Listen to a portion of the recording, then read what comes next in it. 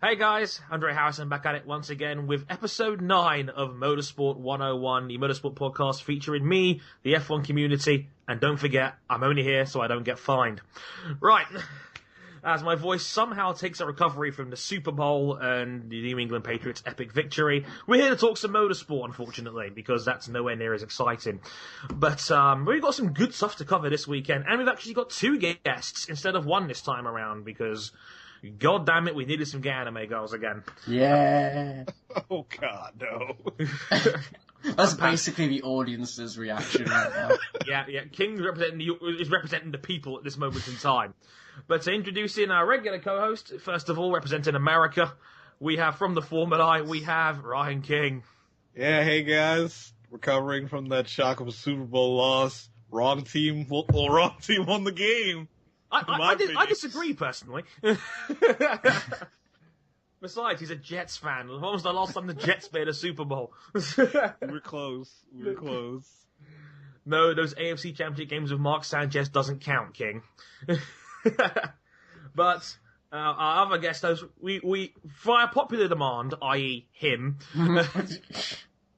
and because the podcast had a severe lack of recent CM Punk and gay anime girl references, we have the AOR Pro Mazda editor, driver, and Mona. We have Gino Vandenbroek, a.k.a. The Kraken. Yeah, hello. I have a title now. I am worth something in this community of awesome people. Yes, Kraken has finally found his place since his last appearance. God bless him. If you haven't already, check out his YouTube channel. He does the AOR Pro Mazda iRacing series. If you haven't seen it already, it's an excellent production. And I co-commentate every other round, so, you know, in case you didn't know enough of my voice already, you can hear me badly commentate next to Justin all the time. Oh, so, it's not bad. It's pretty good. In my humble opinion. I don't get how it ends up being all right, but somehow by some case of walking miracle it does. So hooray! Right, in this actually surprisingly stacked show, given it's only been 10 days since our last appearance, we'll be talking the Formula One testing season, which we had our first test for 4 days at Jerez this past week. All the news from that: Ferrari and Sauber surprising people, Mercedes chugging along and completing more races already than probably about a quarter of the season. And McLaren's current problems, because who wouldn't want to be Fernando Alonso right now? And all the other news as well. We'll be talking more about Caterham, which seemingly has finally closed its doors for good, which we kind of already knew about 6 months ago, but still, we're still talking about them. Can we have a moment of silence for Caterham? Yes, we can. Okay, that's enough. Yeah, wonderful. Cricket is a savage. I only paused you just to do that joke. No chill from the Kraken. None. And we'll be talking about rising from the ashes. Mauritia might be saved after all as Manor F1, where the team may be saved from the most unlikely of sources. Stay tuned for that one as well. We'll be talking a little bit about Nissan, and we're talking about Le Mans for the first time on this podcast, kind of, and the World Endurance Championship, where Nissan, during said Super Bowl, unleashed their brand new advert and a 1,250 brake horsepower front-wheel drive LMP1? Huh? Yeah, and all my friends thought I was crazy because I was cheering for a dad who left his kid to drive that thing. King, you're going straight to hell for that. You know that, right? And we'll be talking about that. We'll be talking about Force India, why they didn't show up at the first test. And in general, just talking about the problems they may be having as a team at the moment and why they may not even make Barcelona's testing period. We'll cover that one as well. And in lighter news, Lewis Hamilton is back on the market, everybody. Yay. Don't all cheer at once. Yeah, apparently Nicole Scherzinger has finally dumped him for the 4th time this week, and we'll be talking all about that as well, because who knew we were all relationship guidance counsellors? All that, and probably a little bit more untangible, unwarranted stuff on episode 9 of Motorsport 101. But let's cover... Yeah, sorry about that. We'll blame Kraken. Direct all hate to @Kraken on Twitter. Hashtag Kraken sucks. Oh, that's just hard. Hashtag Kraken sucks. But let's talk about testing first of all. We'll cover the main event of the week first. And the Formula One testing period, which the 2015 season is finally officially underway, even though it kind of was the day after 2014 ended, but we'll ignore that. So yeah, we had our testing period in Jerez this past week, 4 days long. And not much we can, truly take away from these things, because ultimately it is just testing. I should really hashtag that and trademark it and just put it on a shirt, because people want their, glistening, steaming, red hot takes to take away from testing. Like, oh my god, Mercedes looked fuming, and oh god, Force India looked terrible, and Lotus sucked, they didn't make day one, and Force India looked terrible before they've even driven the car. But there's actually a valid reason for that this year. But there's a bunch of hot takes you could probably take from it, which probably aren't that valid. But the main impression that I took away from testing is that Mercedes are probably still the team to beat at this point. Yes, because they're just gods out there, just running laps around people. Yeah, Nico Rosberg had more testing on I think it was day 3 than anyone else managed to put together. 151 laps. Now, to put that into perspective for you, that's more than 2 race distances if Jerez was on the Grand Prix calendar. That's because 305 kilometers, give or take, is a Grand Prix race. Yeah, Abu Dhabi from last season is fueling him. To be honest with you, if it was still 2 years ago, I'd probably say it's like if Manchester United faced Cambridge. Nice reference. But, over 2 race distances worth for Mercedes. They racked up more laps than anybody else, and by some considerable distance as well. Over 500 laps all in on combined on the 4 days. Their times weren't mind-blowing. They were often 3rd, 4th, that kind of range in terms of time. But just in terms of sheer laps logged, I think that's probably the most important thing more than anything else, is that your car is reliable. And while Mercedes did have a couple of hiccups here and there in terms of engine running, they still were by far and away racked up more laps than anybody else. Of course, the hiccups started when Hamilton got in the car. Hashtag conspiracy. Oh, yeah. Rosberg put a banana in his tailpipe. Insert joke dear. here.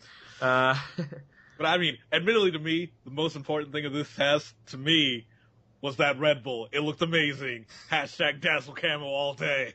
Is this a hashtag episode as well? It's a testing episode. Like this is going to be the name of the episode, hashtagged episode. Kappa, mark that one down. But I mean, it's better than the ABC show over here that starring Karen Gillan that they decided to call Selfie. Oh. And I love Karen Gillan. We're all Whovians here on this podcast as well, so we all love Karen Gillan. Yes. But a show could not be called Selfie and for it to be a thing for me to take seriously. But anywho, yeah, that was one of the big news points to take away from testing was that Red Bull debuted their RB11 and it had black and white, old school navy style dazzle paint all over it.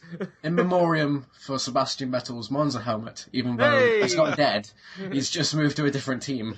And that's where Horner got the idea from. He admitted it in an interview on day 2. He said, yeah, we got it from Vettel's Monza helmet. That's basically Christian Horner leaning out the Seb and being, Vettel, come back. You can blame it all on me. Well, it's true, because day 2 of the Ferrari test, when they were down there, Horner was seen waving to Vettel as he was driving out of the pit lane. It's like, at what point do we all start singing romantic songs? Like, whatever I said, whatever I meant, I didn't mean it. It's like the overly attached ex. I just want you back for good. Want you back. I'm singing on the podcast. Oh, God, what's happened to me? Hashtag scene.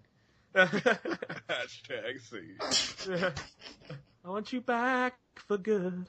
But, that was actually a thing. It's like Christian Horner is like a scorned ex, which is kind of ironic considering he dumped his ex-girlfriend and got with Jerry Halliwell very quickly indeed.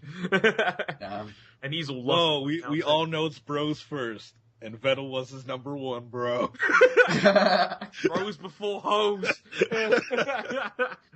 Hashtag that. It's like, you can get into my cockpit anytime. Oh, God. This show is taking a dark turn already, and we're less than 10 minutes in. Oh, shit.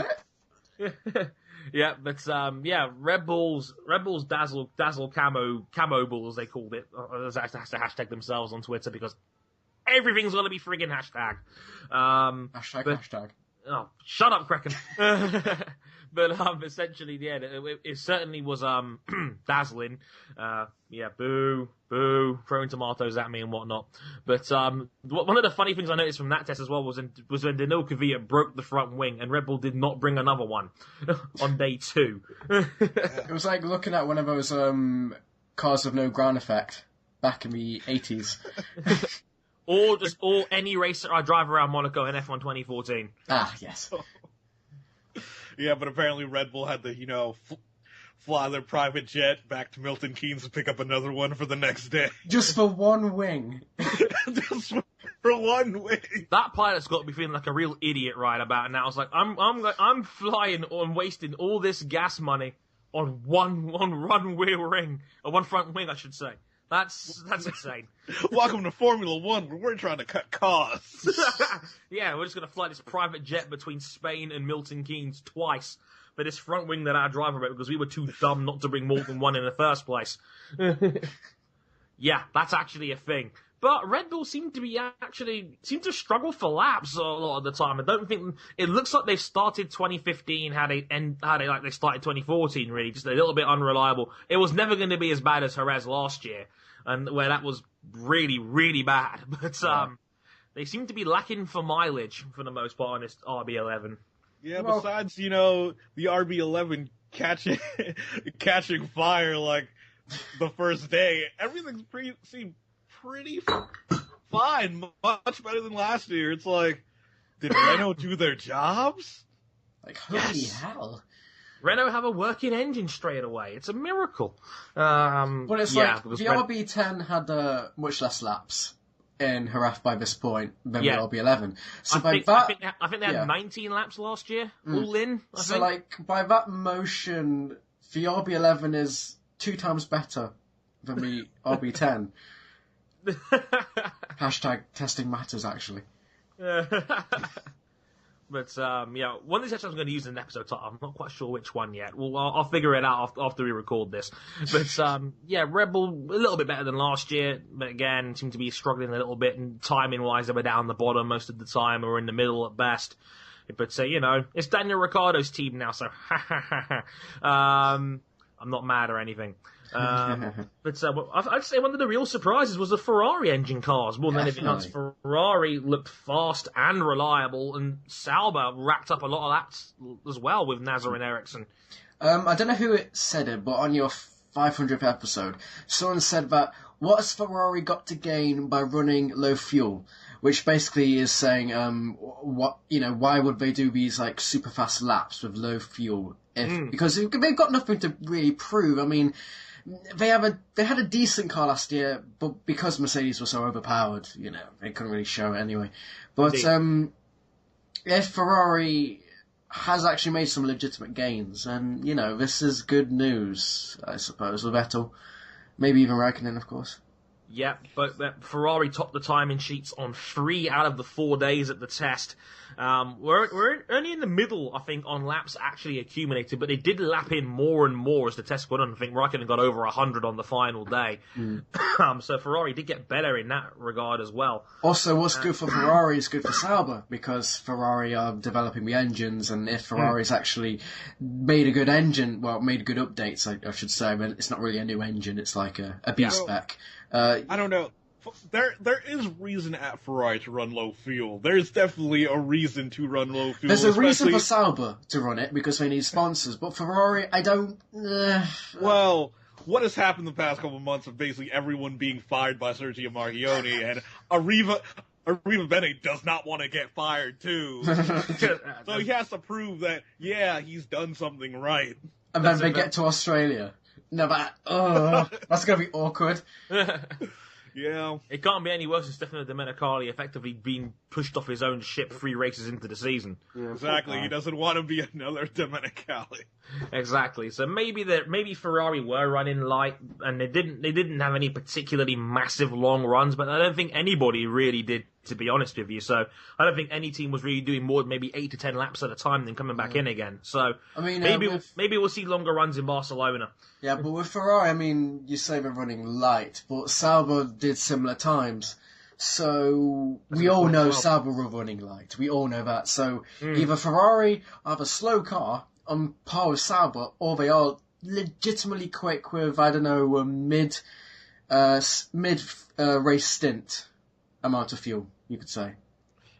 Yeah, it's one of the two, and I don't think Ferrari are going to completely crap the bed, because even Mercedes acknowledged that them going in the 120s was very impressive, and they said that Lauda admitted that Ferrari's probably going to be their closest rival this season. So I mean, when Mercedes are buying in. When Nico Rosberg does a U-turn on his thoughts of Ferrari, you know Ferrari have done something right for once in about 5 years. Yeah, exactly. So even Nico Rosberg, who previously said that Vettel will be seeing my rear bumper this season, even he had to turn around and say, well, Ferrari have been a bit of eye-opening in terms of pace. And the car seemed reliable. The engine didn't have a hitch all weekend long.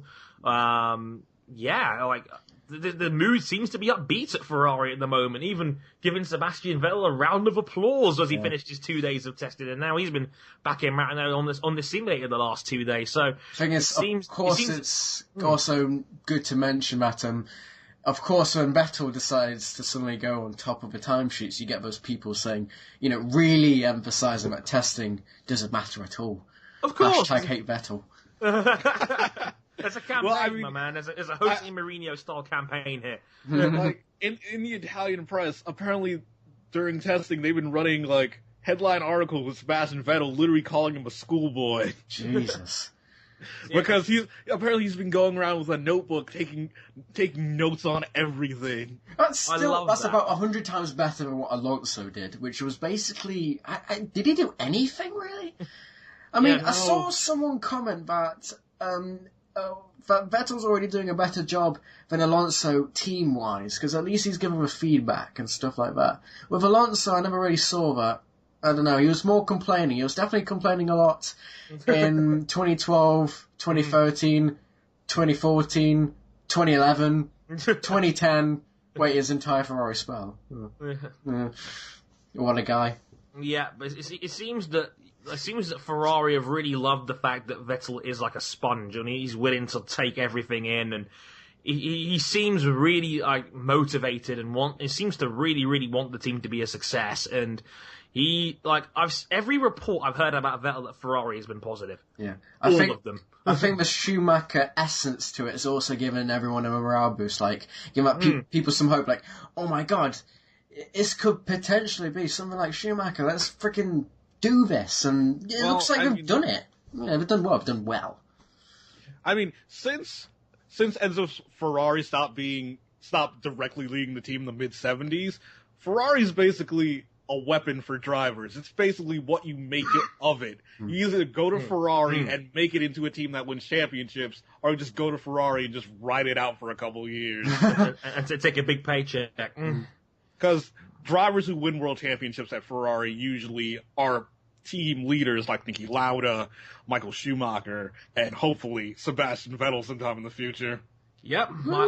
Here. Woo! Like I said, all the reports have seemed positive. Even Kimi Räikkönen's cracking some smiles back there, essentially saying that the car, because he said generally, that the car, he said sometimes he can tell straight away when a car is really good and or not, and he says he feels like a much better car this year as opposed to last year. So even Räikkönen is coming out with positive reports. So there seems to be a lot to like about Ferrari, but maybe they've been the big surprise of testing is that they've been reliable and fast. And they've probably come off. If there was a power ranking league for Formula One teams, Ferrari probably have the biggest arrow up at the moment, more than anything else, because it seems like the camp is really, if maybe it's a catfish, maybe we'll only know for sure in Australia.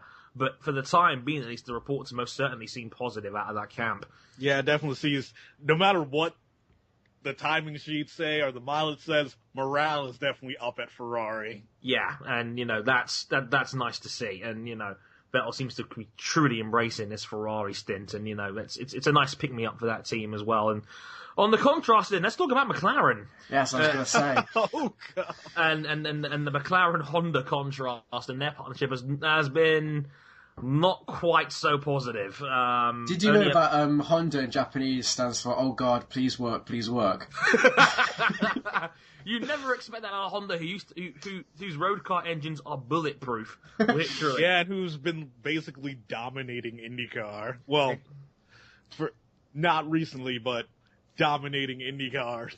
But their Formula One engine has certainly gotten praise for being loud and sounding nice, but not being particularly fast or reliable at the moment. Well, if I was Alonso, I'll be slightly nervous, just a bit. Yeah, he smiled through most of it. Apparently, he's very upbeat in that camp, and he's very proud of the team, and that he's taking selfies and photographs of all the fans in Jerez. Because apparently there was 25,000 down there for day one, and they all vanished by day 3, which I thought was hilarious. There was a massive turnout for Alonso on day 1. They were all, upbeat, and Alonso's taking a lot of positives away from it, and he's gone on Twitter being his usual melodramatic self, like, oh, we're all very proud of the team, and it's all coming up roses and whatnot. But when the team combined puts in less than 100 laps over the 4 days, you have to blow the air of caution a little bit there over what's going on, and it's probably not a good look for the team at the moment, who seem to be on the back foot. I mean, Alonso in Spain, of course, you're going to get some good crowds, hashtag Spaniard in Spain. But hashtag Alonso Mania. Alonso Mania. I was going to say that when Dre introduced you around, you're a real American, and then just Dre would cut in the real American, dun dun dun dun dun dun dun dun. Your face is just photoshopped on Hulk Hogan's Titantron. It's Jesus. Oh my God, no. I don't think I want that. There'd be a bit of a contrast between face and skin colour. Actually, technically, about given the fact it's Hogan, he probably wouldn't be. The man tans like a mofo. But hashtag super tan. But I mean, behind the scenes at Honda, apparently there's been some cultural differences between McLaren and new definitely. Japanese engineers there. There's also linguistic issues too. In England you have fish and chips. In Japan you have gay anime girls. Of course there's going to be a massive cultural difference.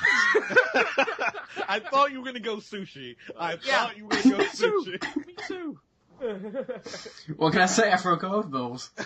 Oh, yeah, Kirk and covering all Japanese cultural angles on this one. But your Japanese correspondent. So yeah, I did not know that Honda and McLaren have not been able to communicate effectively at the moment. Even though I'm not sure what the Japanese is for. It's shit. Quite frankly, but did you know that Honda stands for "Oh God, please work, please work"? Yeah, who knew? Who knew? Who knew? But McLaren not in the best of shape at the moment. Multiple breakdowns, multiple power unit failures, and the one day they were looking to have some decent running. I think it was day 3 with Alonso in the car again. They had to end their test about 4 hours early because of a power unit problem. And it was raining at the start, so we still don't know if that's represented the actual paces. We have no clue at all. And in contrast as well, Ferrari said they love the intermediate tyres on their cars. So it's all coming up roses in one camp with a world champion driver that's changed hands, while the other camp it's all looking a little bit miserable. Yeah, it's Alonso's bad luck has transferred over to McLaren at the minute. To be honest, the only person who's been pretty downbeat about this whole situation is Jenson Button. Jenson Button has admitted this year is basically just a preparatory year for 2016. Wow, Jensen's already thrown in the towel on this season already. Yeah. Wow. It's like the 2013 season all over again when BBC had their season review and they were testing in 2013 and McLaren said right to him right away, it looks like we're about 2 seconds off the pace, and then that's when Button knew this is going to be a tough year. Yeah. Again. There's all this outcry for Jensen to get the seat for this year. And then when it looks like he gets the seat, oh God, the car won't frickin' work. It's just a testing year almost. And by the time the car's ready, we'll have Magnussen and Mandorn in the damn car. So, yeah, it's if it's a testing year, why are you paying Jenson Button $8 million a year? Like, and somewhere King is smiling right now, thinking it should have been Magnussen. Should have been Magnussen. I mean, you're never gonna tell your investors or whoever owns your team that this whole year it's out the window and it hasn't even started yet. Yeah, that's not going to go down well in the shareholders meeting. Yeah. I think that Honda's gonna be like, we should have went to WEC. We should have just had that absentee dad commercial, just like Nissan. And we'll be talking about Nissan in a bit. But I think it also might be nice to mention about McLaren. Well, nice, depends how you view the livery. Is like, I wasn't a fan of the livery. Supposedly now it's a test livery because Ron's decided he's going to change it. And he says it in a way it's like, oh, the fans didn't like it, but we're only going to change it because the sponsor says so. There's no exactly, sponsor. because that's the way Ron Dennis rolls. Ron Dennis doesn't give a damn about the McLaren fan base. He only cares about the money. The money, and we got to get more sponsors on this damn car. We've got to slap CNN all over the side of it. But that was probably I think Ron timed that announcement very conveniently, given his car had run 6 laps at that point. It was a distraction, I guess. It was a nice distraction to say, how about your car only doing 6 laps today? Hashtag Yeah, gearbox one. But he also mentioned he also reckons that the aerodynamic package is very good on that McLaren car, so it's just a matter of getting the engine sorted. Yeah. I mean, it's all well and good having a well-crafted car, but if it can't even get off the grid, Red Bull. Red Bull 2014. Sorry, bad cough still. Super Bowl recovery. Man. Yeah, McLaren on the opposite end of the spectrum, not quite so good. We mentioned Ferrari and Sauber. Toro Rosso seemed to rack up a fair few laps. I mean, nothing particularly special, but all their looks like a good car. But it looks like a solid car. I mean, it looks like a bit of a handful to drive, mind you, because there was multiple incidents where drivers are in the gravel. I guess that comes with, I don't think Max Verstappen had his nappy changed before he got in the car. Yeah, Max and Carlito didn't go full throttle into a wall. Yeah, it's just a sloshing sound in his cockpit.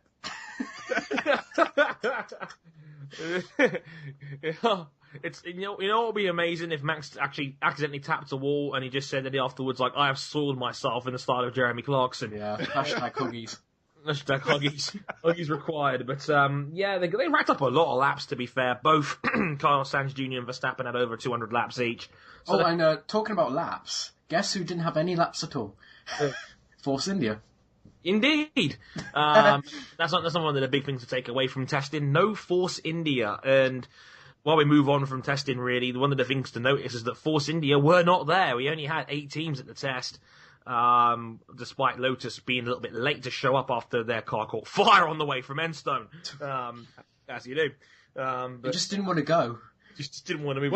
Well, apparently they were looking to sell the seats for the first test, and no one showed up to buy them. Wow.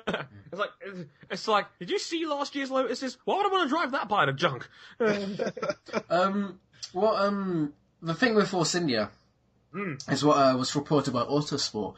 Was the problem was there was production delays and they weren't getting carbon fibre, which leads me to believe that when they arrive in Australia, they won't have a car, they'll just have a wheel with, Force India painted on it. And then as it slowly degrades, it just, it metaphorically represents the degradation of Force India over this testing season. But yeah, there's big talk that Malia's checks to the company building their carbon fibre monocoques, it bounced, apparently. So there seems to be some money problems, or at least some cash flow problems going on in that Force India camp at the moment. Do you think if they actually get a driving car for the Barcelona test, the entire chassis will just fly off into the wind? It's a bare car. I mean, that's how they wanted to solve their money problem, by selling testing time in the first test, and we're going to race the 2013 cars at the test. Yeah, that was the original plan. They were going to run last year's cars, they're going to run the 2014 cars at the Jerez test, and not the 2015 cars. And then useless to race the 2013 car. Yeah, 4 days before the test, they realised, actually, we can't really learn anything from this, so we're not going to go at all now. And it's like, really? You worked that out with 4 days to go before you were meant to fly out there? No one showed up with the cash. That's what happened. Yeah, it's like, clearly you guys are out of money at the moment, and that's a problem. And all this, nothing's been confirmed from the Force India camp at this point in time, but it's quite obvious you can put the signs together here. put two and two together and work out there's some issues in that Force India camp at the moment, and not being able to afford to put their own car together is not a good sign. And like we mentioned before, I think it was John Noble, I think of from Noble F1 on Twitter, who was the guy who posted the report saying that they might not even make the first Barcelona test either. They might have to wait until the second Barcelona test, just I think about 3 weeks before the season actually is set to take place, before we even see a 2015 car moving. I can really see them being the Lotus of this year if they manage to survive a whole year, and that kind of leads on to like a tangent. But I mean, we know that Sauber and Lotus and Force India are the teams which are having the most financial troubles, which are still somehow driving, excluding Force India at the moment, which we don't know. Yeah. But we're already down to 18 cars, 20 if Marussia, who we've got reports only a few hours ago about they've actually been saved supposedly and they're out of administration now.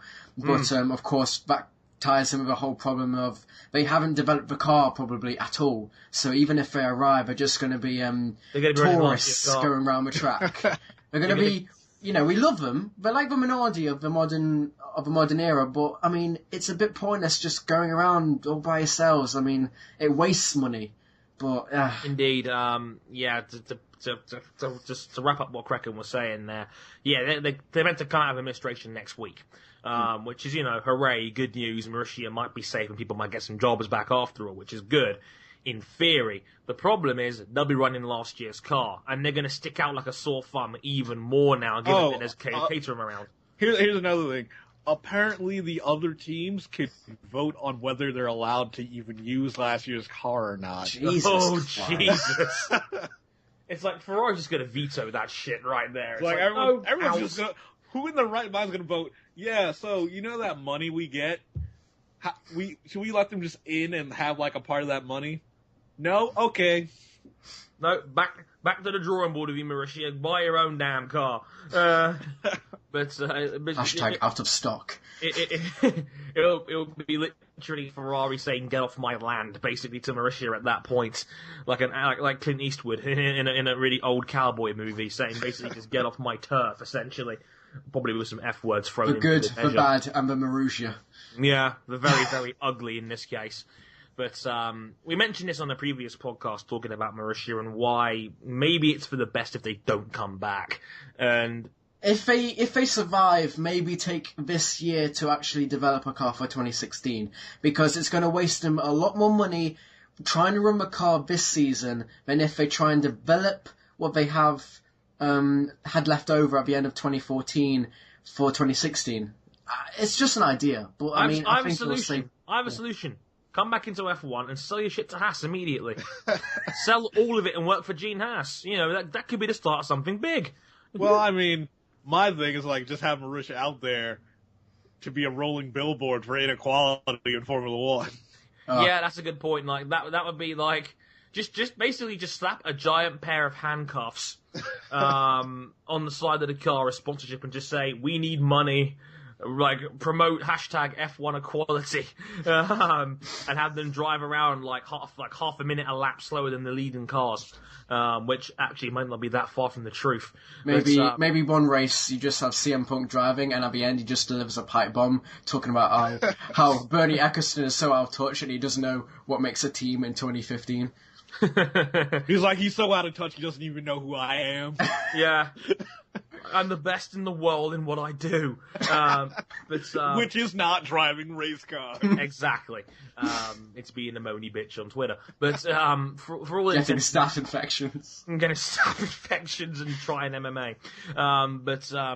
Essentially, it's not a good look. And I like Marussia. I always have. It's nice. It would be nice to see them back, but at the same time, I kind of shake the feeling of, well, what's the point? They would do well to even make the 107% rule, given that this year's cars are looking a lot faster than last year's already. Definitely. I mean, they're looking better. The engines they're developing. I mean, I think Hamilton said that he couldn't tell the difference between last year's car and this year's car, which shows that even though they've had to change the noses, it seems like they've made so much advances, curtailing the downforce they lost after 2013 already. So, it's looking promising where we might get back to 2013 times on all the tracks. At least close, by midway at least. Which is a bad sign for Marussia because they weren't even close back then, let alone now. And if they're running last year's car, which was slow enough in the first place, I mean, like I said, they'll do well to make the 107% rule, quite frankly. It's desperately sad. And plus, apparently, Pirelli are bringing faster tires along, so... I heard that it was only the super soft tires which were being changed. Well, there's very few places that they even use super soft tires. True. Go Russia. We'll talk about that later as well. But hashtag it sucks so bad. This hashtag is so damn long. It's just, that's how long the race is. End hashtag. Yeah, exactly. But essentially, if Pirelli are bringing faster tyres, the car's already about 4 seconds a lap faster than what they were testing last year, with more tests to go before we even get to Australia. Once again, it looks like Formula 1 seems to have cured its own problems in terms of speed. At least that way we won't have grumpy old man Mark Webber bitching about showbiz tyres again. Hopefully that'll be a thing. But, the whole Marussia thing, it's sad and frustrating because, I mean, we've already gone through this, but it's just, it sticks in your head thinking, they've finally been saved, but they're gonna be nowhere. But what do? Just be in the back. That's the only thing they can do. Yeah, like unless Justin King, who is the guy rumored to be buying the team out and basically saving the team for in the short term, unless he puts in like 150 million, it's not going to happen. It's too late at this point. Like, most people think just throwing money at the problem will solve things. No, it takes time to develop these parts. You just can't throw money at engineering problems and hope they get fixed. I mean, and they'll be playing catch-up by about a year and a half, won't they? I mean, in 2002, Toyota threw loads of money. They had a bigger budget than Ferrari. And they had the biggest budget of any team ever. Like 600 million or something like that from what I hear. It was an obscene amount of money. Yeah, it's all well and good having the money to spend on stuff, but if you don't have the right people actually developing and creating these cars... Pro tip, don't put Yano Trilli in one of your seats. Really trying. Pro tip, don't have someone in Japan required to make all the executive decisions. Exactly. Oh, guys, did you know that Honda stands for "Oh God, please work, please work"? Yes, we did. Honda, it stands for "Oh, please don't work." Basically that's going to be a thing with Marussia. And we had our moment of silence earlier for Caterham, who it really does look like the final bell has tolled for Caterham. They put their assets up for sale for auction, I should say, next week. So it's including their 2014 cars. So by the sounds of it, it looks like that's the end of the road for Caterham. I mean, the saga of ownership changing hands and not changing hands is just made me despise the team, but I feel sorry for the people that were actually working at the factory, who were caught up in the middle of all this, who were seemingly stuck at the back. Eventually, I think they were like a second slower than Marussia. That's how far back they were, and you gotta feel sorry for the people working in the factory, but all the people at the top who've lost money, screw them. They screwed up, and they were too greedy, and they were too moany, and they didn't actually focus on the car. Wait. But what about the Kickstarter? Well, I feel... I mean, it's Kickstarter. You put your money in it. I mean, it's your own risk. I mean... Yeah. You put your money into a black hole and see what happens. It's a free market. Yeah. Well, I mean, that's the freest of the free market, unfortunately. Like, Caterham got free money, which they wasted. Yeah, which they basically just use to pay off their debt and just leave. Yeah, it's like, we just should use this just to save our debts and just get out of here real quick. The thing is, we might see another factory team. Whoa. Oh. Yeah, apparently, because of the tumultuous relationship they have with Red Bull over the past year, that Renault is looking to buy out another team to become the Renault factory team once more. Oh, God. And yes, buying Caterham is going to be a fantastic way for Renault to... Apparently, the prime target is... Force India. Oh, that's... yeah. Oh, when we were talking about that before the podcast, that if Force India go under, it's going to be such a target for people who want to enter F1. Exactly. In the sense of the location of the team, it's literally a stone's throw from Silverstone. And It has the heritage. They have a solid car underneath them. They have a solid team. They have excellent drivers in Hulkenberg and Perez under contract. I mean, I bet some people are hoping Force India goes under because then they say, "Oh, I can buy this team. I can make something out of this." I mean, they're challenging McLaren. Because, Force India is actually worth something. Yeah, Force India is actually worth good money, and they are the definition of a midfield team. They've been in 6th place for the last 2 years in the Constructors' Championship. They're literally the dead middle team in the field at the moment. So I mean, if McLaren didn't sort of recover, Force India kind of dipped in performance because of their restricted budget, while McLaren was able to just keep ahead. If it wasn't for that, they could have finished 5th. That could have given more money and stuff like that. But if McLaren are still having issues at the start of the season, Force India finishing 5th could have looked viable if they actually made it to the first test. Because they haven't, everyone's already speculating we are, but it's going to be Lotus 2.0. So, we could see that. No one would want to see that. Yeah, true. But it's the signs. Last time, Lotus last year couldn't make the first test, and they were nowhere. But essentially that's the state of play when it comes to teams in the grid at the moment. So yeah, there is a lot of crazy stuff going around at the moment. Very depressive as well. Yeah, not a lot of it positive, unfortunately. Whether it's McLaren's mediocrity, Force India possibly getting bought out and struggling to even develop a car, and whatnot. Mauritius seeming to be going for a pointless rescue mission, which has no chance of surviving, and Caterham, which are dead. So yeah, great. I can't wait for Australia. The only happy stories are from the top 3 teams, which is what we always hear about, like the status quo. The status quo, like status quo. Mercedes, Ferrari, the John Cena's of F1. Oh, God, yeah, exactly. But let's talk about some other news, shall we? Let's talk about Nissan, and we're actually talking about something that isn't Formula One or MotoGP related for the first time. Go us! Nissan during the Super Bowl revealed their new LMP1 project and their new. You're not used to saying LMP1, are you? It's a very foreign concept. Yeah, it's like, what is this? There's all these classes, but the cars look so different. Exactly, it's like the sports car prototypes or something. But yeah, essentially they revealed during the Super Bowl it was a brand new LMP1 concept, and it has 1,250 horsepower, and it's front-wheel drive. And there's 3 of them. 3 of them. And they officially announced 3 of them will be entering Le Mans, which is pretty gnarly, no matter which way of saying it. I know it's got a hybrid system, so it's going to be another hybrid, and it's going to be, spreading power out across the wheels, so it's kind of front-wheel drive, but not really. And yeah, a lot to be excited for, King.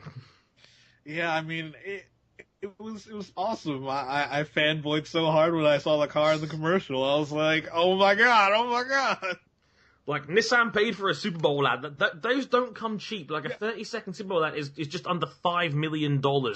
They ain't cheap. It's like Formula One talks about, the United States is a big market. We want to break into the United States, yet they don't promote themselves here. Nissan, go to the World Endurance Championship. Guess what? We're going to announce it in a Super Bowl ad. Yeah. See, Nissan have got the right idea right there, you see? Yeah, go for the big guns and go for it straight away. And they even had Jan Mardenborough in the advert, like, scoot off to one side somewhere. For a split second. And I have no idea why, because he's not actually one of Nissan's officially announced drivers yet. The thing is, whenever you announce his name, I feel like I have to have a cigarette, because it sounds like Marlboro. Oh, Hashtag cigarette advertisement. Yeah, subliminal advertising. It's like, yeah, Marlboro is a secret ploy by the Marlboro tobacco industry to make sure kids buy more cigarettes like crack over here. Because, of course, whenever there's cigarette advertisement, everyone wants to smoke. Tasty. I miss my cigarette advertisements. But also subliminally in that Nissan commercial, it seemed like they were promoting fathers to just leave their families to become professional racing drivers. Sounds like a plan. Step 1, have a kid. Step 2, racing. Hashtag divorce.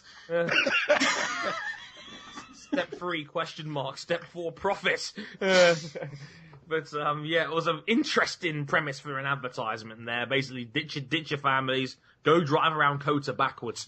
At least the child didn't die. Oh, Oh my God. Nationwide is on your side.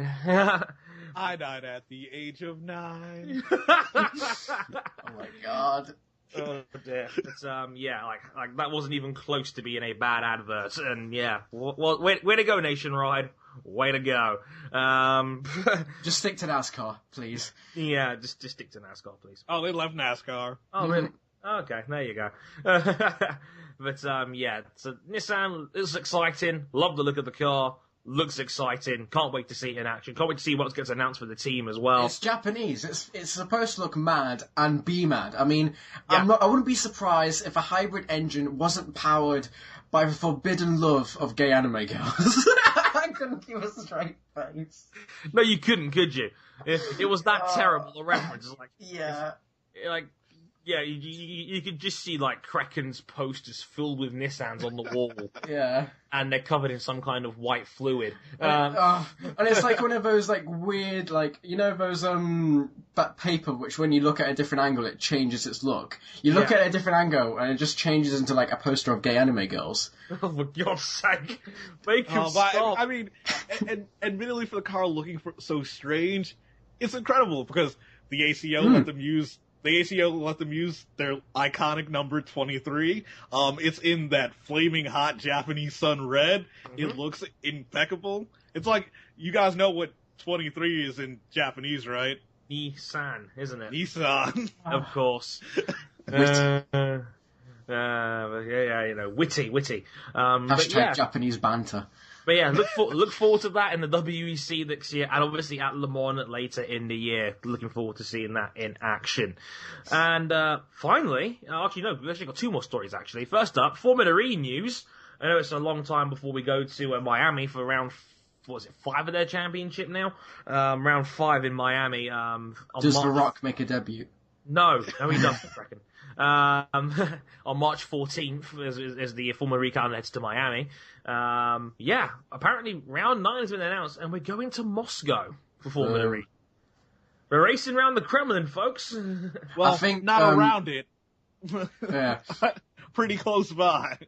Yeah, I think the FIA is hoping that the series doesn't get annexed while it's in Russia.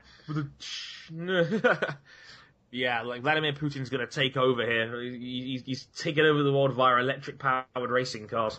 No, he'd probably be like, they're spies because they're so quiet. They're spies.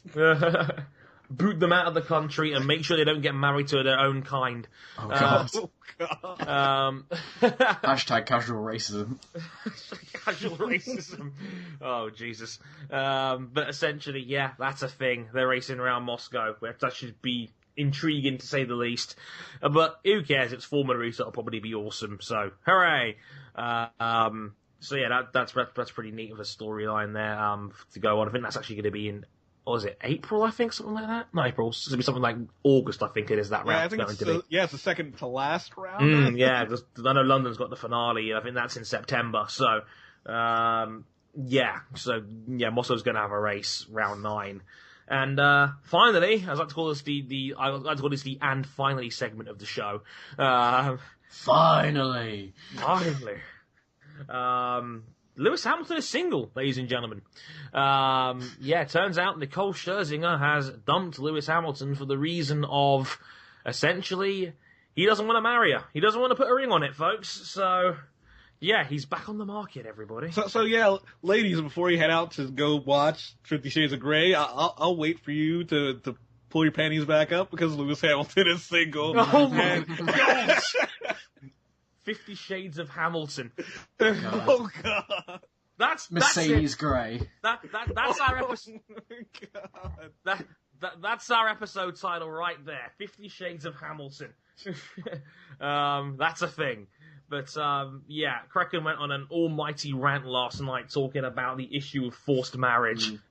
Yeah, I mean, the whole, I mean, like, There was some idiot on Facebook. Of course, you always get these idiots who have to focus around. Oh, Hamilton, how can you be so stupid? You just let go, Nicole.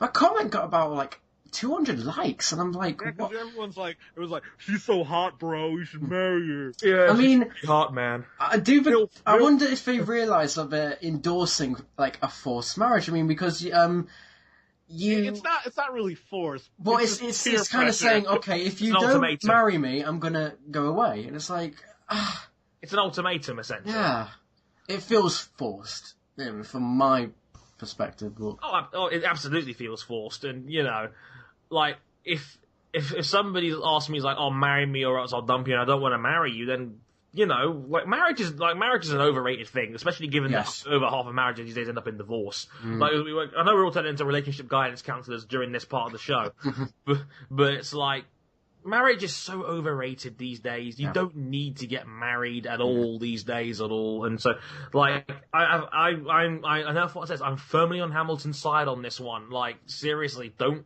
do something you don't want to do just because it's her. plus, it might be worth mentioning that marriage has a lot of downsides for men, especially if there is a divorce. I mean, we've seen it with Paul McCartney, and Oh god, that crazy bitch. yeah, and like I can't remember her name, but she got like half of his assets, and it's like, Stella, I mean, if you were that kind of person and you were kind of like peer pressured or forced, I'll just say peer pressured because that's a better word. But the thing is, if they were to end up in a divorce, it probably wouldn't end up like that because Nicole Scherzinger's worth a whole lot of money. True, Exactly.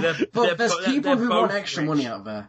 No, but the thing is, a court would never do that because she's worth that much money. True. It's like a Pokemon version of Pain Split. They've both got money, like, so I don't think they would actually go in at it because actually like having half of Nicole shit wouldn't be that bad, and having half of Lucy's shit wouldn't be that bad either. It'll cancel out. It'd be like if Giselle tried to divorce Tom Brady and get money from Tom Brady. Like, really, like, what would you be getting, really? Like, because Giselle makes a ton of money as a model anyway, so it's like, what's the point in really having a financial settlement there? It just wouldn't be a thing. So, it's I mean, like... to be honest, if it were gay anime girls, we wouldn't have this issue, really. Yeah. Once I agree with Kraken. Hey! I think we'd have an underpopulation problem at that point. Well, it's overcrowded as fuck anyway. But we'd all die happy on those lonely nights inside, on, All that forbidden love. all that forbidden love. Girls can't love girls!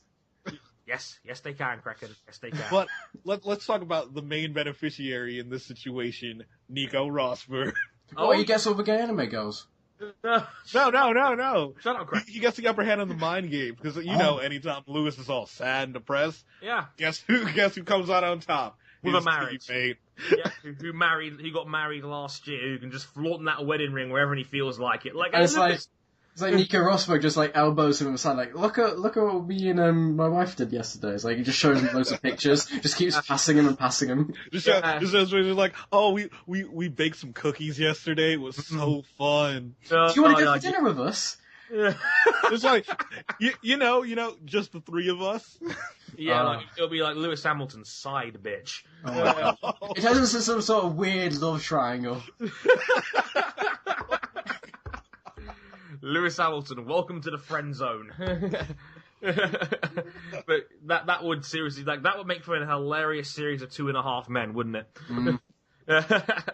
But yeah, you start giving them mind games. Like, you'd have one of those drop down wallets that have all the pictures of like him and the wife, like snowboarding or going on holiday or baking cookies or sitting together with a nice glass of wine. And Hamilton's always there in the background, just smiling with a forced smile, like. And like, please kill me. It'd be like, Roman, how's your wife doing? She's doing great. Yeah, she's like kid number 17. Poor Hamilton. Exactly. Everyone's getting married and Everyone's getting married around him. Is like Grosjean's wife's giving birth to rabbits. Yeah. And then he's like talking to Maldonado and he's like, oh, Maldonado, have you crashed yet? And it's like, he's like, well, I did crash into my wife, so. And the crazy thing is, I was like, Grosjean's married to the French Formula One TV presenter. Alonso's now dating the Spanish Formula One TV presenter. It's Really? Oh, yes. Jenny Wow. Gao, or is it? Lewis, Jenny's married, so Oh, Damn it. It's like, honestly, she's become one of my recent girl crushes lately, Jenny Gao. So it's like bugger. When I found out she was actually married, I was like, yeah, like that does not leave this podcast. People who are listening to this show, do you understand? hashtag Dre X Jenny. JX Jenny. It's just fan fiction all over the internet. Hashtag Dre likes Jenny. That might be the episode name instead. I've got plenty of nominees for this one. Got a hashtag it though, in some form. This has been a really quotable episode. It has been a ridiculously quotable episode. That's what happens when you have Gino on the show. Like Hey. you always get like half a dozen quotables from this show. Like I'm just going to put in the description of this episode like 15 possible like renames of this episode that could also have easily counted. I'm going to have a hard time choosing this one, but yeah, like that's actually a thing. Like so apparently now all these F1 drivers are now dating TV personalities. Yes. So Lewis Hamilton, Or if you're still a teenager, American kart racers. yes, of course. That's Max, isn't it? Yeah, that's Max. He's dating an American. I thought we were time traveling because you said cart, and I thought of the old series like, whoa, that's No. Oh my god. Who's he dating? Like, Danica Patrick? Oh my god. Oh, you just put out like a horrible image in my head. Oh, man. Danica Patrick is a cougar preying on Max. just those abs flexing in the dark moonlight. just those abs flexing and just all Max Verstappen's back acne kicking in. Oh, God. With this podcast, like, okay, this episode's now officially called like the Motorsport 101 podcast After Dark edition. So yeah, like as we leave the story now of Lewis Hamilton, like, he's going to be seen walking out pictured with Jenny Gow and Lee McKenzie. God. And I'd be the most jealous, like, aspiring TV presenter on the planet. But, Like- It'd be like Martin Brundle when there was rumors that him and Tanya was a thing. yo, Hulkenberg should lock that down. Lock down Tanya now. Yeah, get that one tied up now before Brundle starts predatoring over her again, like we did in 2011. Like Vettel made that joke in Singapore, like, so are you two a thing? And it's like, oh no. Like Hulkamania in Tanya. Oh God.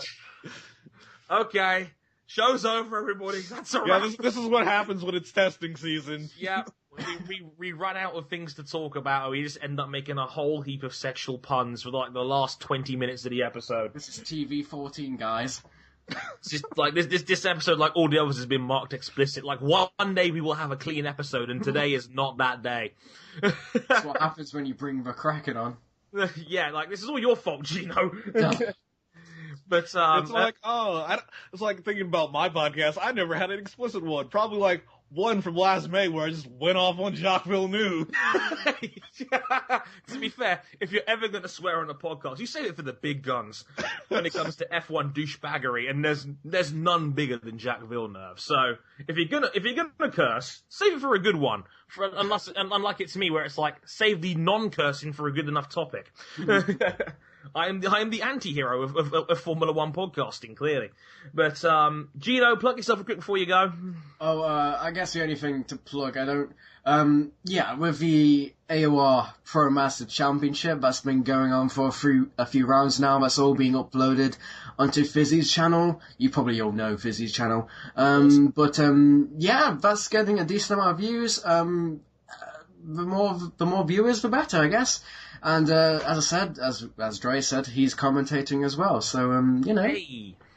Indeed, and recommended watch. And yeah, of course, Ryan King has obviously the Finish Line, which you can subscribe to on iTunes as well as on his website. The Formula.nyc, is that King? Yeah, just Formula.nyc. Formula.nyc. Had a recent post about the shortcomings of Formula One's expansions into Asia and the most famous misquotation in American cinema: "If you build it, they will come." That was not actually said in the movie. I don't know where people get that from. Indeed, and there's obviously a lot of problems I can go into with that one. I'm sure I haven't had a chance to check it out there, but I'm sure it'll be a great read.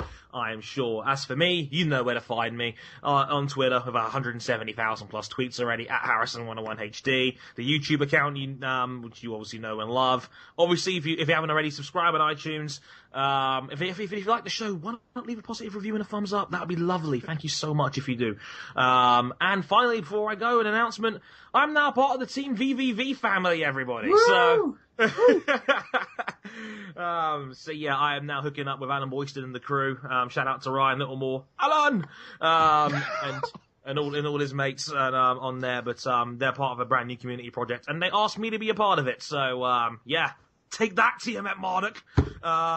You have the subs, I have the Team VVV glory. But thanks for all support where that's concerned, and of course for my 500th video, which went up earlier this week as well. So thanks everybody for that. And yeah, as we come up to the hour mark, I think we'll call that a wrap. But hope you guys enjoyed the show. Not sure when we'll be back after this, mainly because testing is testing. So we might be back in a couple of weeks for Barcelona. We'll have to wait and see.